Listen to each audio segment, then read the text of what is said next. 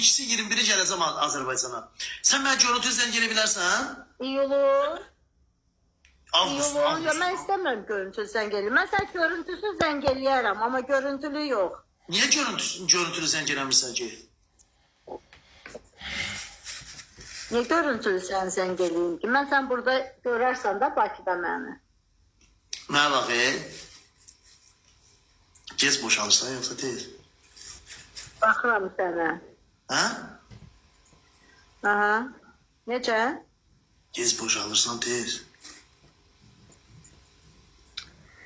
Vallahi onu maman bilər. Sənə sual verirdi qəhbə. Mən ne zaman? Çünki maman yanımda olur. Maman məni apar, bilmirəm axı. Mənə bax, mənə sualma Maman orada maman.